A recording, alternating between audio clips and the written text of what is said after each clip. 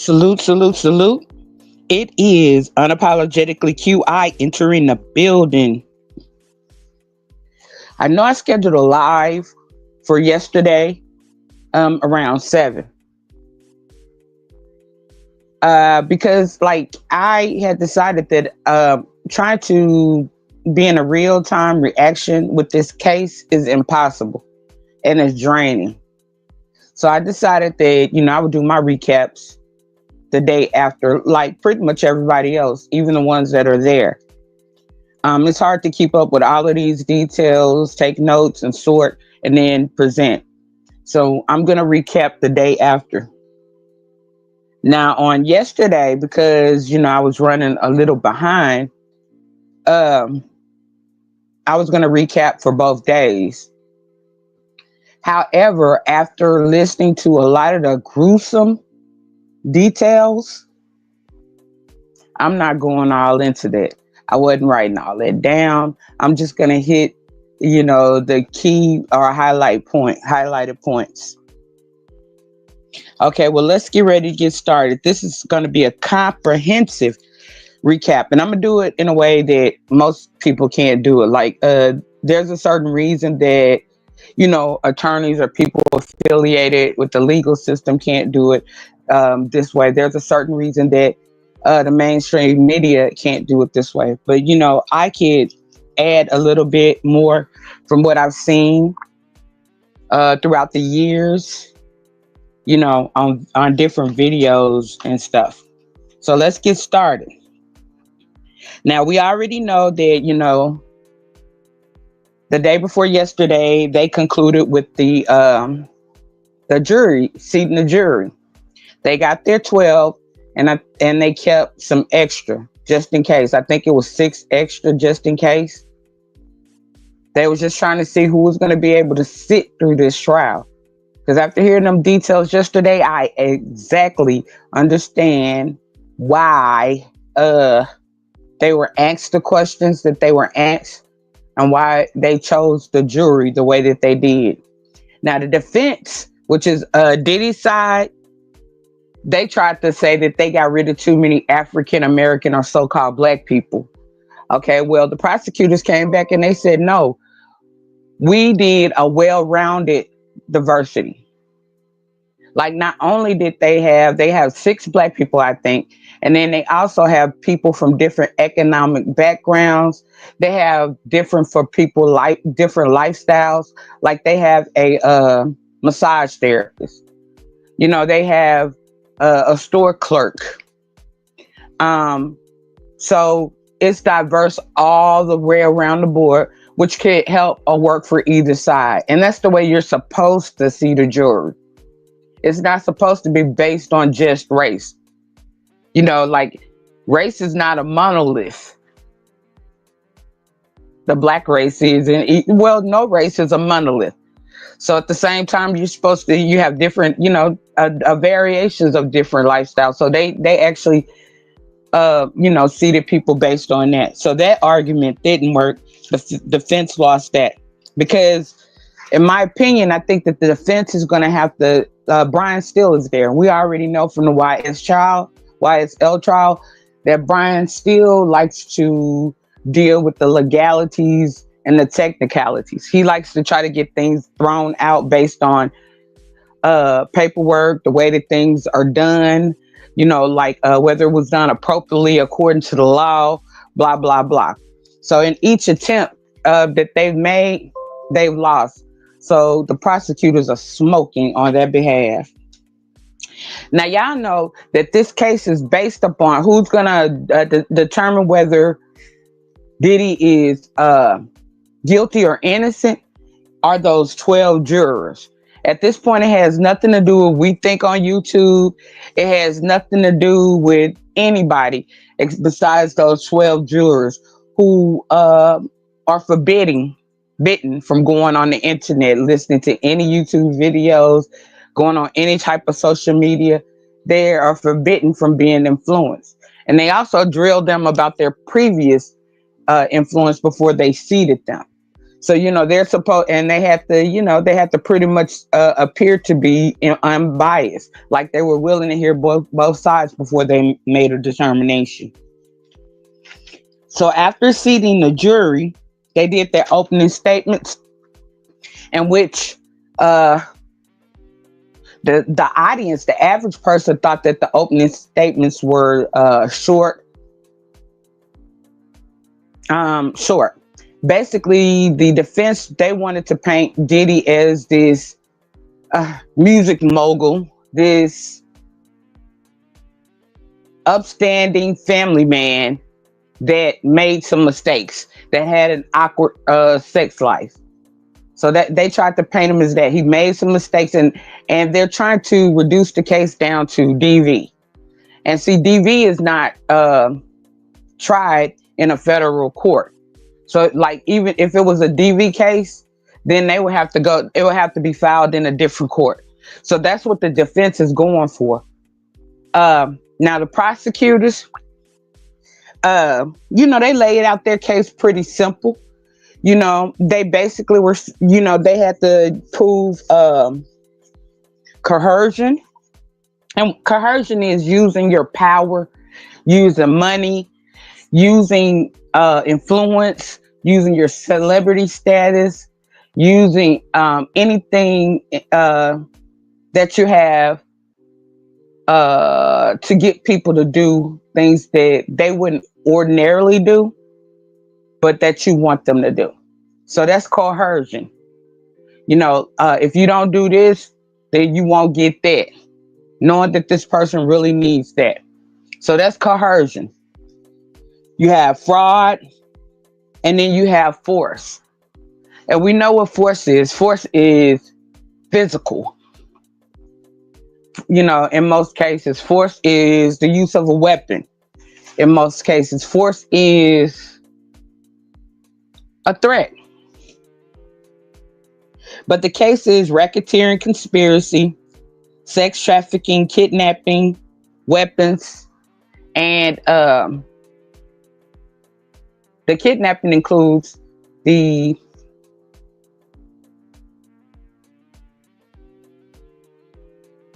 trafficking. It's like the going from state to state.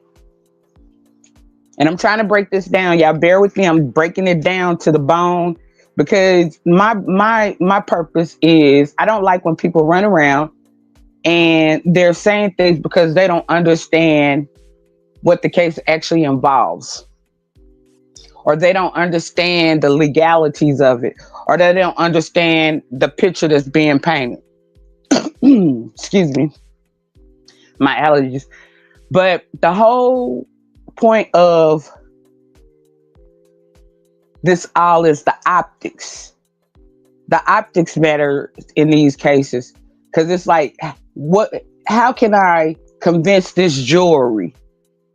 So they have to convince the jury. So everything that's done inside that courthouse, down from walking in to sitting down to standing up to facial expressions to everything, matters when you're being judged by 12, when you're being judged by a juror or jurors.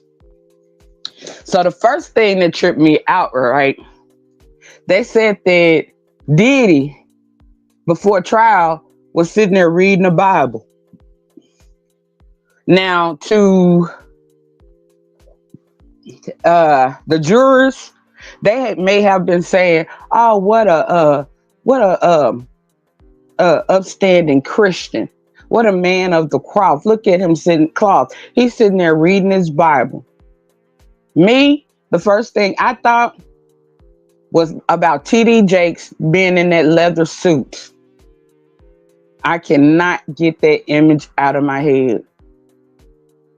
I didn't think about that. I didn't think about I thought about TD Jakes in that leather suit. I started thinking about, is this the reason that TD Jakes stepped down from the church? I started thinking about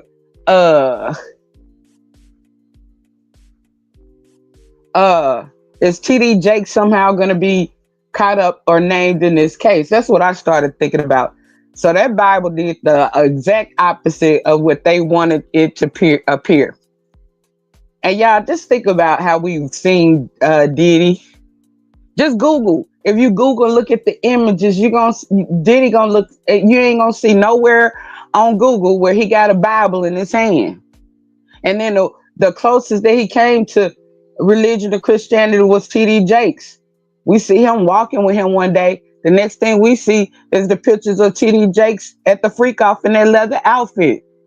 So come on now. I'm just saying, come on now. But that's the purpose.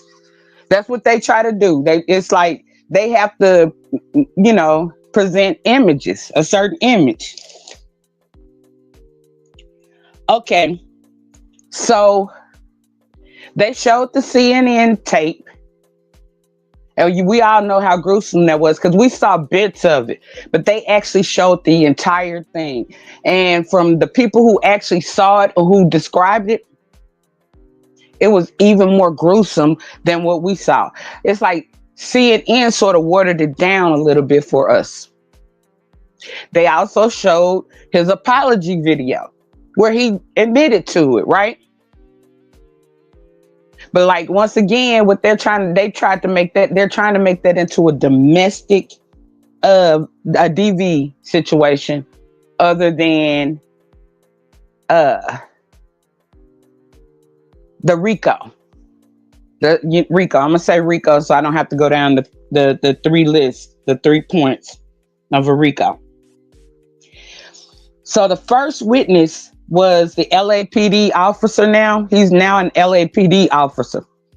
But he was, the head security of the Intercontinental Hotel where that CNN video was recorded.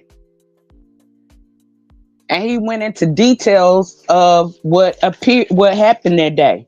He said he got a call to come to the 6th floor because there was a woman in distress.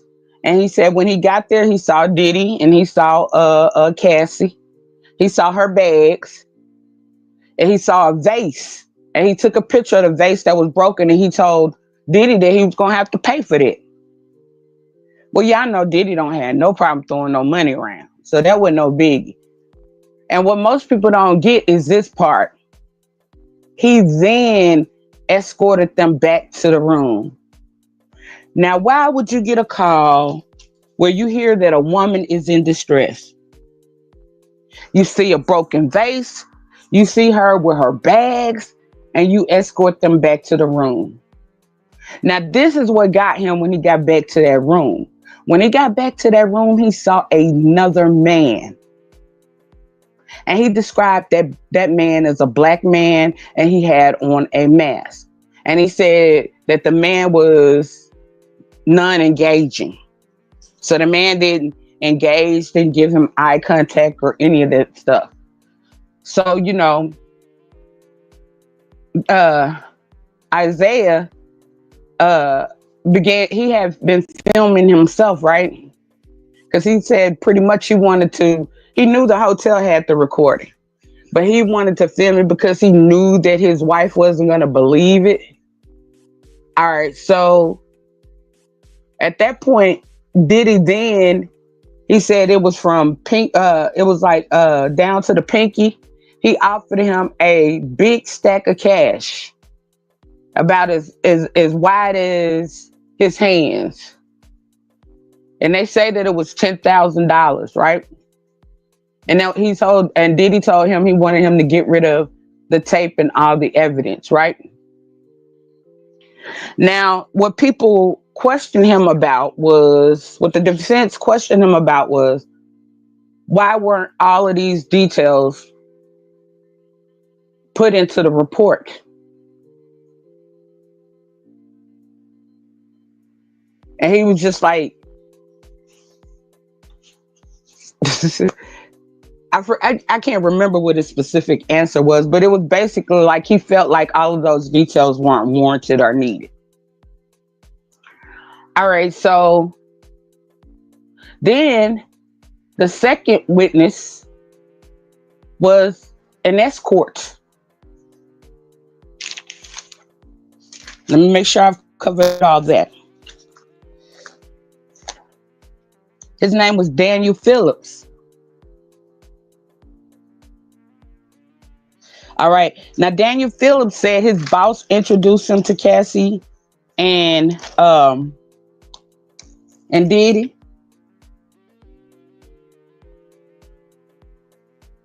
and he ran a male review show for women in New York during the 2012. He was hired to strip at Gramercy Hotel. So he's thinking he's going to a party. So, like, when he gets there, he said there was nobody there but Diddy and Cassie.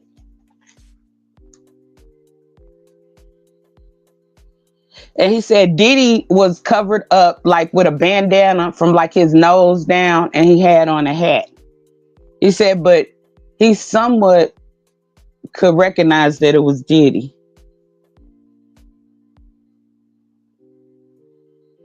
And he said that Diddy basically told him that he was going to pay him to have sex with Cassie while he watched and pleasured himself,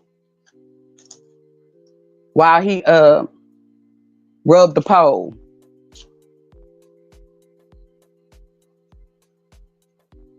And he told him that condoms were forbidden.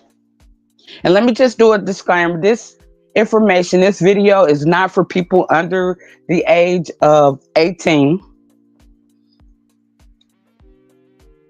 And this is I'm just doing a recap of what I've heard and on my investigative reporting.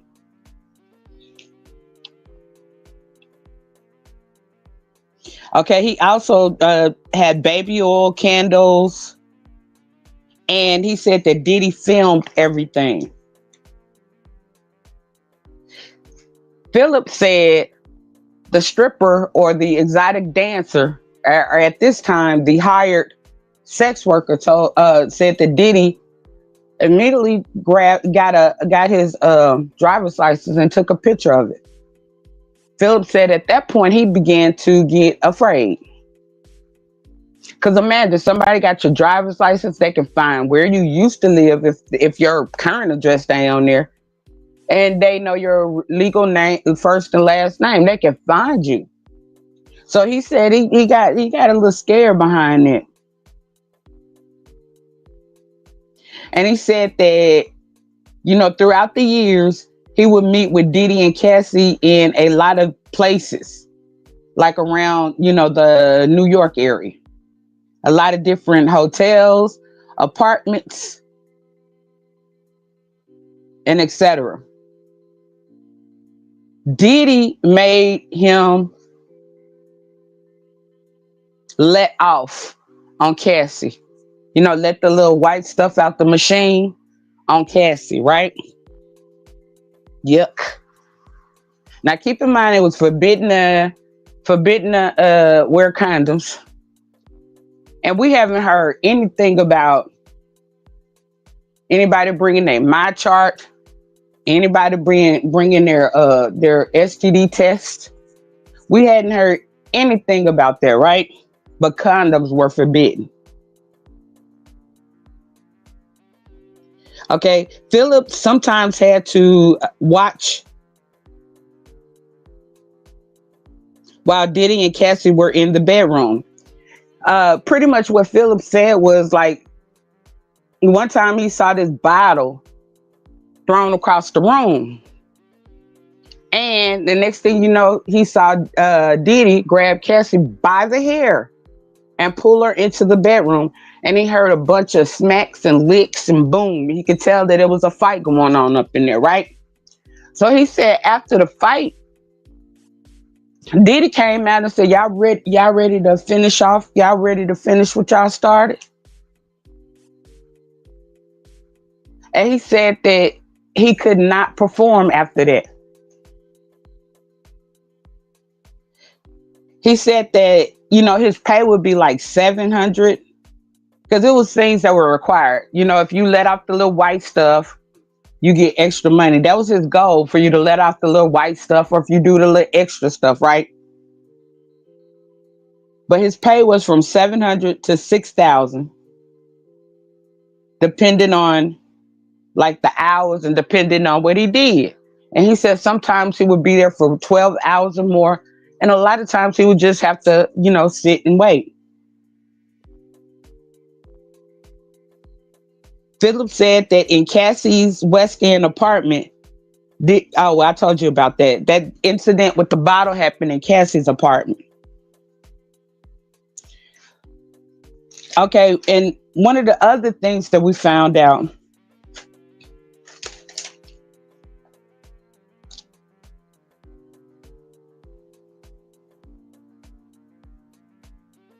was, he told, like, he gave something that was quite disturbing.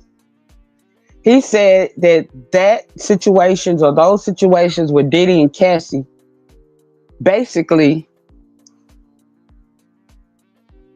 made him unable to perform anymore, gave him erectile dysfunction. So that's a long illness, a lifelong situation. He may need some therapy behind it, but that's basically like PTSD for sex. And and I feel really bad for him, right? Because he didn't know what he was walking into. He thought he was going to strip. And then, you get there and, like a little at a time, it's like more and more money being thrown at you. And a little at a time, you're realizing that you have to do more and more gruesome things. Down to while Cassie was high, while she was, because during Cassie's testimony, Cassie stated that Diddy made her take drugs. And it was all a variety of drugs. And a lot of times she was also responsible. He made her restock, have to restock or whatever up on the drugs.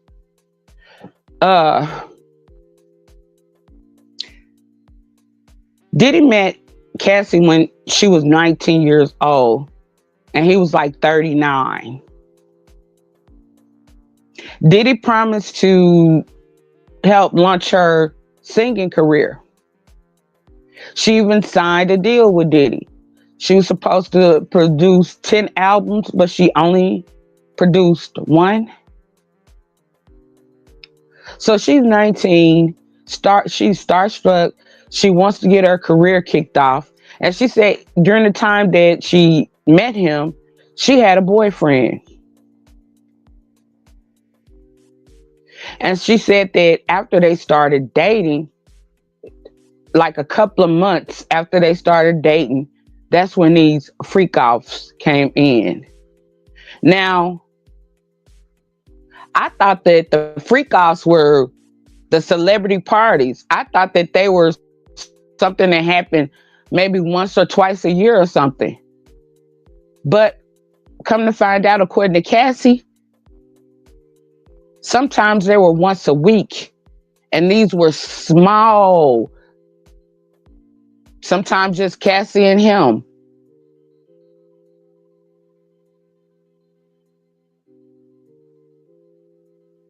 Once a week, weekly. And she had to set it up. A lot of times she had to go online to Backpage and Craigslist and find these people. She even said that a lot of times when they would shoot the white stuff out the pole, that Diddy would want her to put that on his nipple as he rubbed down his pole. So y'all see how gruesome this is? And I got ready to just write down every detail yesterday, and I was like, I just can't. I even heard people try to cover it on their channels. And it's like they already knew that they weren't going to get monetized. So I tried to figure out a way to fit in the middle where we give you some, but not too much, because there are people who've been through this but that's exactly why they questioned the jury as they did, because there are people who've been through this, and this kind of stuff is hard to hear. Hard to hear.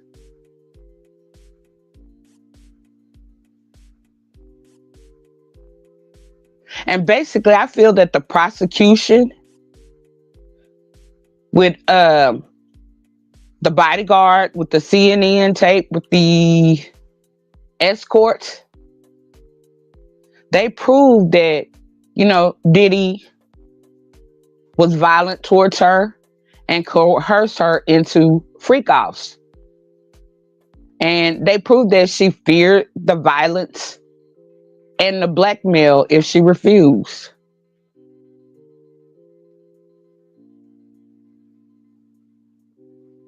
She even had to do the freak off sometimes, because keep in mind they were weekly, even on her once a month. And she said that, she would try to do her best to cover up the furniture and all that kind of stuff, beforehand. Because people were asking her, what was she covering up the furniture from? And it was from urine. It was from, the white stuff. And then it was from blood. From her menstrual.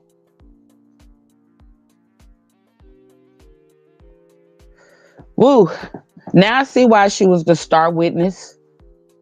And to me, even though there are other witnesses to come, I just don't see a chance for the defense. Because unless you're a juror, because keep in mind, the judge and the jury has to determine, and I just can't see anybody sitting over there in those seats and don't think that doesn't think this is way more than domestic violence or DV. DV is generally a one-on-one act between couples, right? But when you start doing things like taking things from her, putting her on punishment, if she don't do what you want, she didn't have a voice. They even asked her why she called him Pop Pop, because that was her grandfather's name. And she said she didn't like it because she felt like it was disrespectful to her grandfather. He asked her to call him that because of her grandfather. So let's look at all of the psychological. Diddy is definitely appearing to be a sociopath, definitely appeared to be very narcissistic. Now, here's the thing. During Cassie's testimony, she stated something about the head security guard, D-Rock. So let's go ahead and get into who D-Rock is. D-Rock is Biggie Smalls' childhood friend, best friend.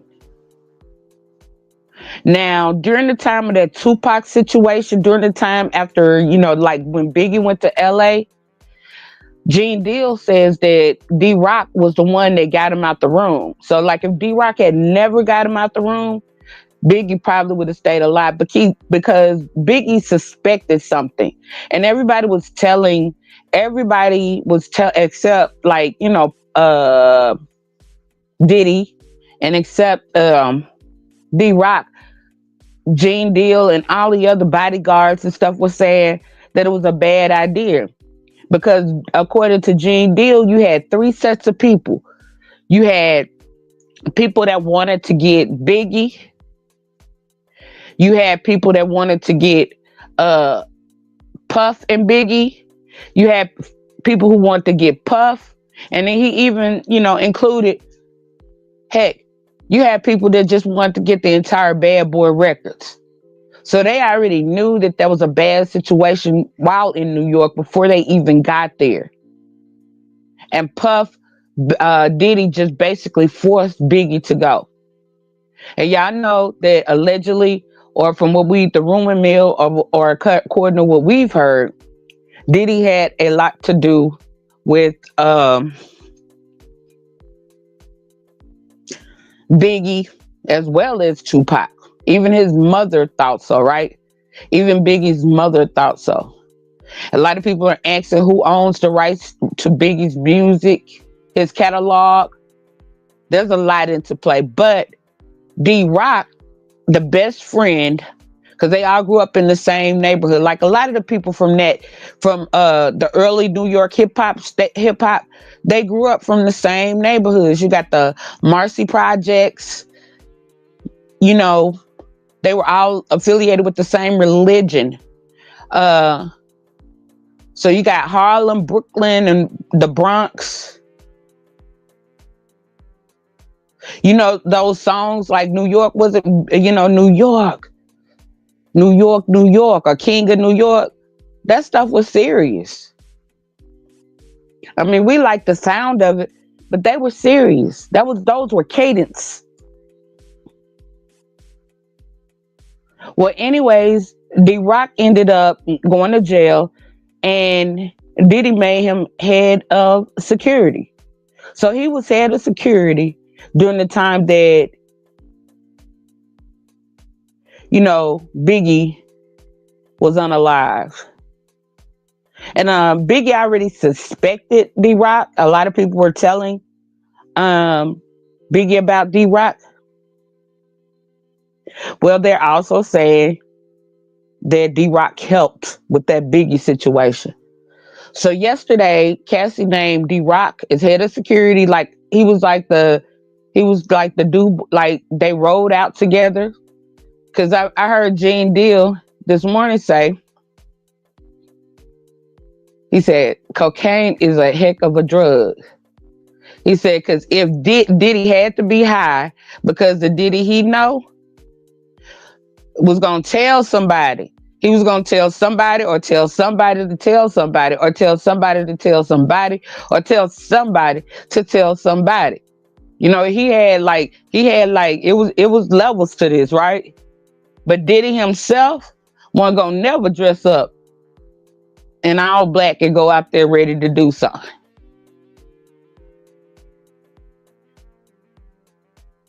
And Cassie told him, don't do nothing crazy. We heard the story about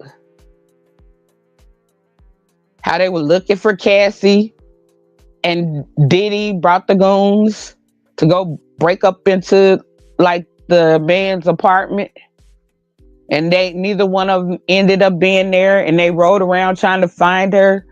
How like most of those security guards had to keep up with Cassie.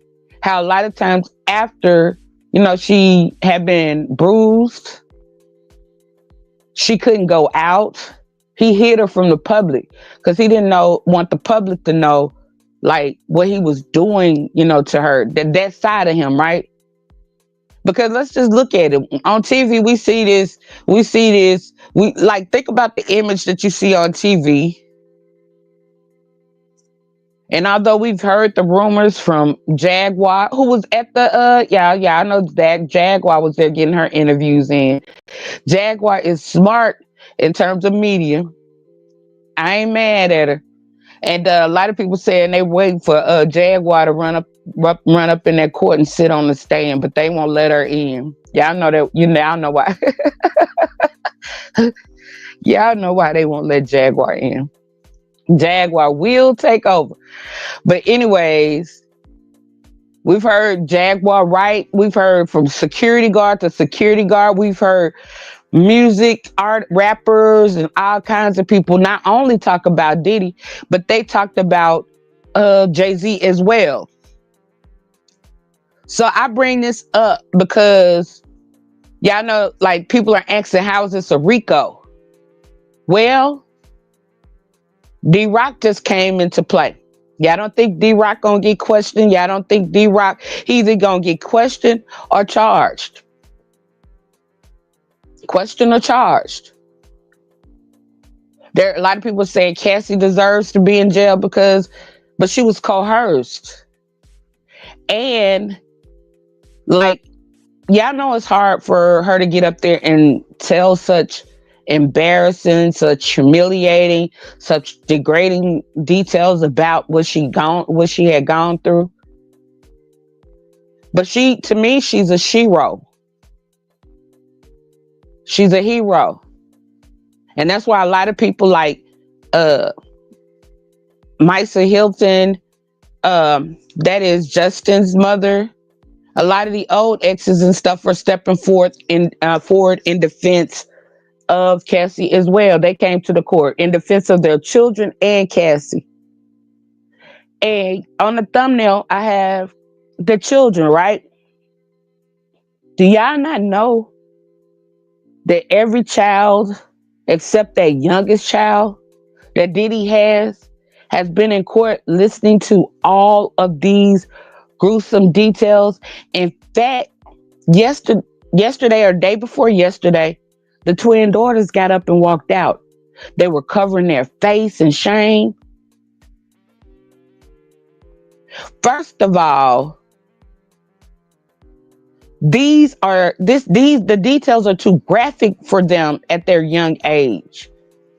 I would not have my children sitting up in there, not alone listening to it about me, but listening to it about anyone.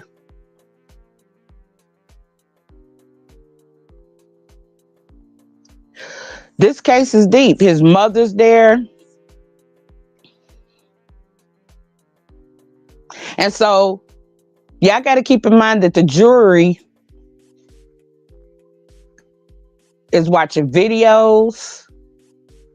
And let's talk about the videos for a minute.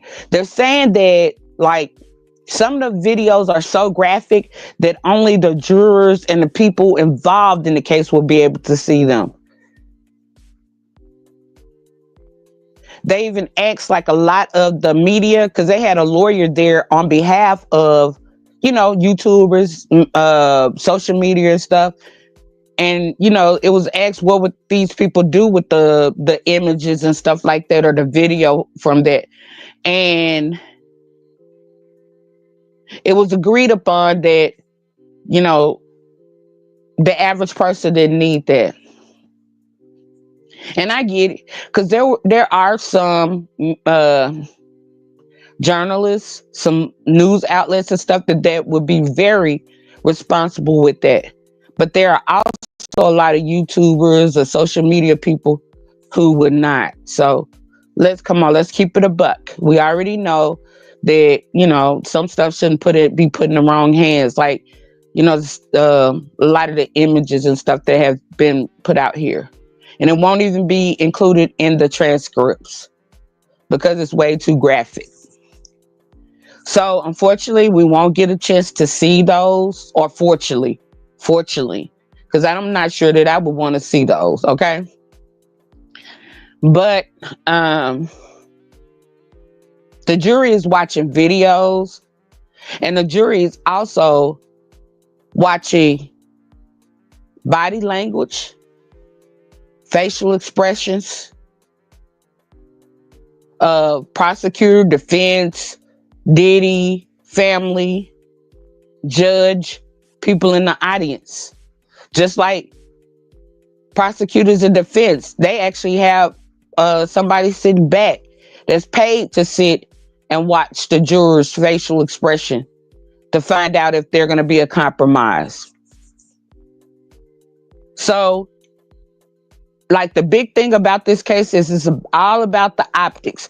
We're going to see, we've already seen a lot of the show, because the reason why Diddy's children were there and family is there is because of the optics.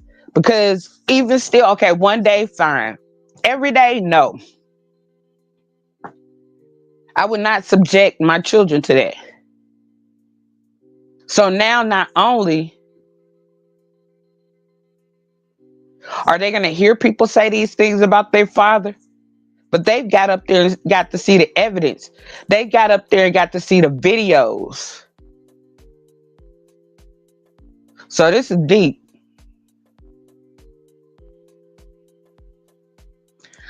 So court is about to conclude in maybe about an hour from now. Like I said, it's hard to keep up, like keep up with, especially not being there. It's even hard for the people who are there to keep up because they have to go in without camera, without video. Recorders and stuff like that. They have to actually sit down and take notes.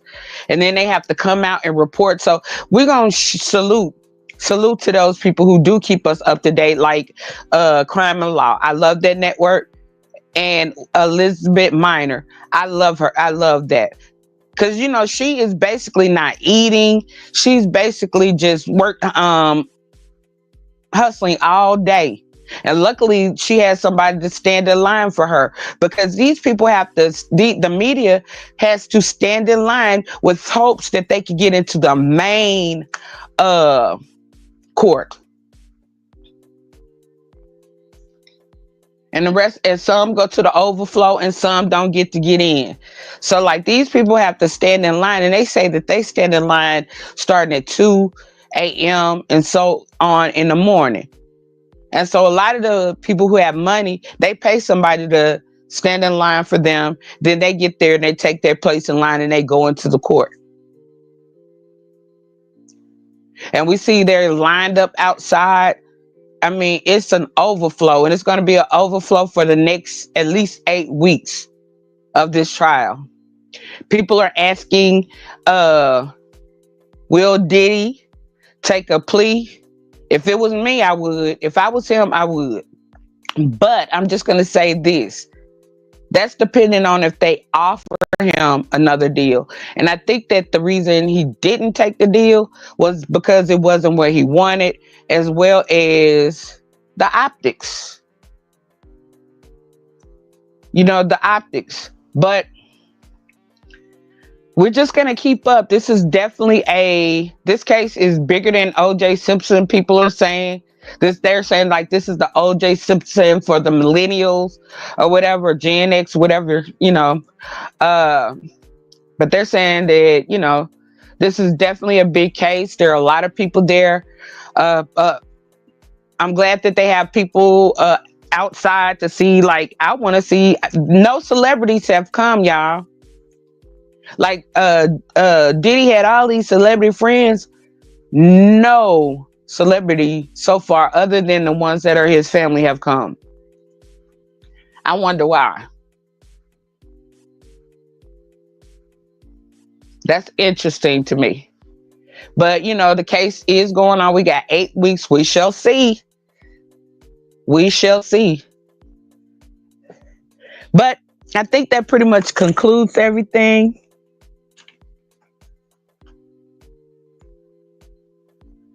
I'd like to thank everybody for coming and supporting me this morning. I'm going to try to do my recaps in the morning. Sometimes it's hard. It's a lot of gruesome details. It's really hard to formulate. You have to be careful what you say because, it is what it is. This is just gruesome. It's a gruesome case. Y'all smash that like, share if you don't mind. And I think I pretty much covered everything. If not, I can always come back on just like everybody else. But until next time, it is Unapologetically QI, exit in the building. Peace, love, and all that. And I'm out.